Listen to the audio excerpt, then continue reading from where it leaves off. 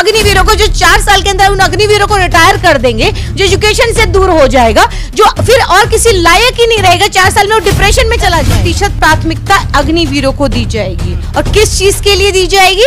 Guard की। वही लोग हैं जो कि कृषि कानून बिल आया तो मास्टर स्ट्रोक चलाया, मास्टर स्ट्रोक, नोटबंदी आई, मास्टर स्ट्रोक, अर्थशास्त्री नहीं समझ पाए, जीएसटी लाए, सालों तक लोग नहीं। देश को बेचने की बात हो रही थी, सड़क बेच रहे थे, ट्रेनें बेच रहे थे, एयरपोर्ट बेच रहे थे। भाजपा के दिल में बात थी, वो जुबान पर आई है।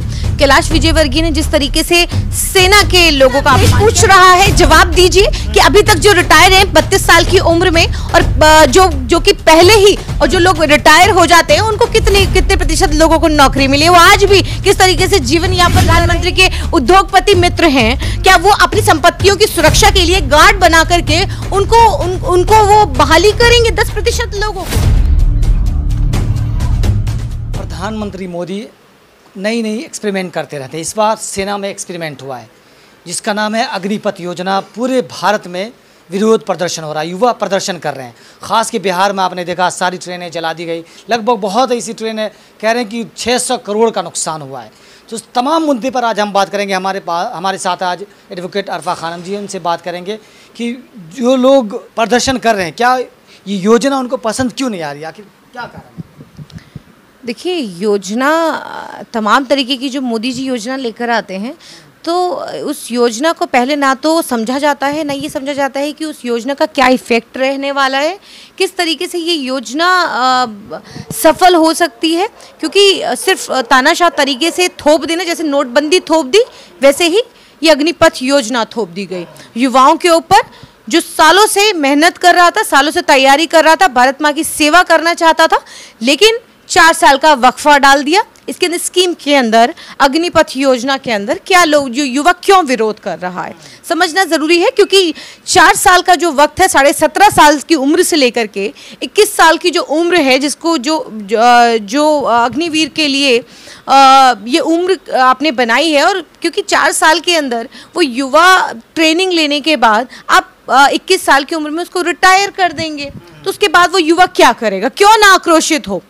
देखिए, कोई भी सरकारी स्कीम जब आती है, कोई भी सरकारी नौकरी पे आदमी यही सोच करके ये तैयारी करता है, सोचता है कि शायद इसके अंदर पेंशन मिलेगी, और मेरी फैमिली को लेकर के भी वो सोचता है कि कम से कम फैमिली को सुरक्षा और बाकी और तमाम चीज़ें जो हैं वो अपने फैमिली के तौर पर वो सोचता है, लंबे समय के लिए नौकरी के बारे में सोचता है। लेकिन आज जिस तरीके से युवाओं को निराशा मिली है, क्योंकि अभी तक तो देश को बेचने की बात हो रही थी, सड़क बेच रहे थे, ट्रेनें बेच रहे थे, एयरपोर्ट बेच रहे थे, जगह जगह आपने सारी चीज़ें, टोल, सब आपने सब बेच डाला। तो आज आपने सेना को भी आपने प्राइवेटाइज, आप लाल किला तक आपने बेच डाला, प्राइवेटाइज कर दिया। तो आज आपने सेना को ठेके पे रख दिया कि ये सेना के लिए अपमानजनक बात है। ये कोई भी युवा, ये कोई भी सेना में भर्ती होने वाला ये बर्दाश्त नहीं करेगा। ये जिस तरीके से मोदी सरकार युवाओं की हिम्मत को और युवाओं से के भविष्य के साथ खेलने का काम कर रही है, तो मैं ये कहना चाहती हूँ कि प्रधानमंत्री जी को पुनः इस योजना पर विचार करना चाहिए। लेकिन जो बीजेपी नेता हैं कैलाश विजयवर्गीय हैं, वो कहते हैं कि 4 साल के बाद हम उनके लिए तैयार हैं, जॉब तैयार कर रहे हैं, भाजपा ऑफिस में उनको हम गार्ड की नौकरी, सिक्योरिटी गार्ड की नौकरी देंगे, तो उनके लिए तो तैयार है ना, जो 4 साल के बाद उनके लिए रास्ता खुला हुआ है। देखिए, जो भाजपा के दिल में बात थी वो ज़बान पर आई है।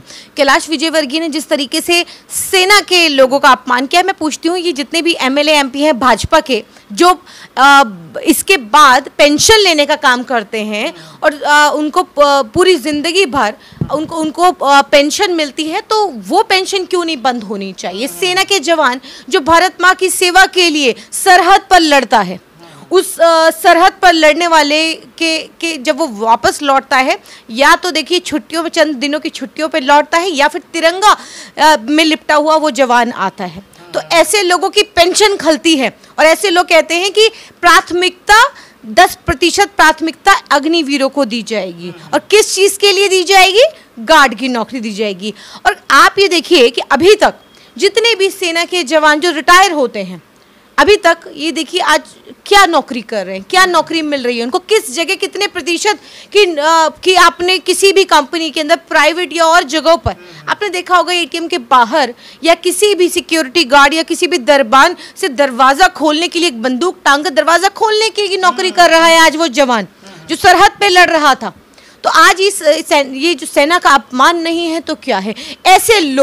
ऐसे लोग जिन्होंने आज़ादी के बाद से अब तक 52 साल तक अपने ऑफिसेस पे तिरंगा झंडा नहीं लगा, कभी सम्मान नहीं किया, ऐसे लोग अब सेना का अपमान नहीं करेंगे तो और क्या? मीडिया कह रहे हैं कि प्रधानमंत्री का एक और मास्टर स्ट्रोक है जो इस तरह की योजना लाए हैं ताकि जो अग्निवीर हैं जो वादा किया था नौकरियों की वो नौकरी मिलेंगी, जो सड़क पे युवा। देखिए ये सब जो मीडिया की अगर आप बात कर रहे हैं तो मीडिया मास्टर स्ट्रोक और ये स्ट्रोक और वो सभी तमाम तरीके के स्ट्रोक चलाता है।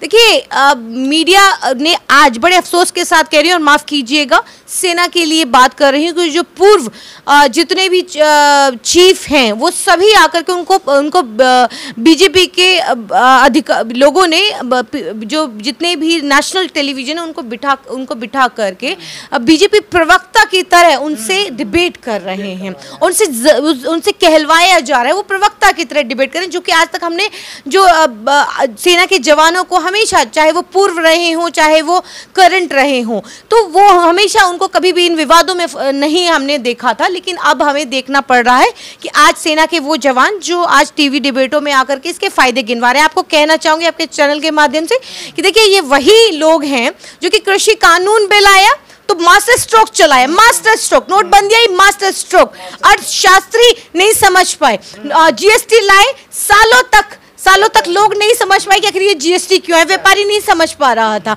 आज तक नहीं समझ पाया है। और फिर उसके बाद लाने के बाद लगातार उसके अंदर बदलाव किए जाने लगे क्योंकि लोगों ने जब इसका विरोध किया तो नोटबंदी के अंदर आप देख लीजिए कि कितने विरोध। आज इसके अंदर भी अग्निपथ योजना के अंदर 3 दिन के अंदर 4 अमेंडमेंट कर डाले।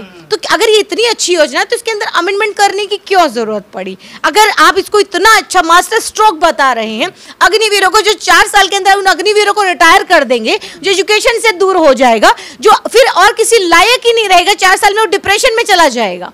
मैं कहना चाहती हूँ और अपने जो उद्योगपति मित्रों के बारे में जो 10% की बात कर रहे हैं और ये कहा जा रहा है कि 25% उन युवाओं को इसके अंदर आपको दोबारा से रिलिस्ट किया जाएगा, तो उसकी भी कोई गारंटी नहीं है। और जो 10% कहा जा रहा है, 10% की भी कोई गारंटी नहीं, कुछ लिख के नहीं दिया गया है। उद्योगपति आनंद महिंद्रा जी कह रहे हैं कि हम ऐसे युवाओं को रास्ता खुला, हमारे जो कंपनी है, हमारी जो संस्था है उसमें जगह देंगे, लेकिन लोग उस पर सवाल खड़ा करने लगे जो पहले पूर्व सैनिक है उनको अब तक तो नहीं मिला, फिर इनको कैसे देंगे आप लोग? नहीं तो देखिए अभी क्या परेशानी है, अग्निवीरों को आप बाद में देंगे और कुछ लिखित दे रहे हैं क्या? कोई गारंटी दे रहे हैं इस बात की कि जितने भी टाटा, बिरला, अंडानी, अंबानी जितने भी हैं क्या कुछ लिखित दे रहे हैं? कोई ये सब आश्वासन ही तो है, तो तमाम तरीके के जुमले हैं। सवाल खड़े कर रहे हैं ट्विटर पे कि आप तो बात कह रहे हैं जो पूर्व सैनिक रिटायर्ड हो चुके हैं उनको अब तक आपने कितनी जॉब दी? पूछना देश पूछ रहा है, जवाब दीजिए कि अभी तक जो रिटायर हैं 32 साल की उम्र में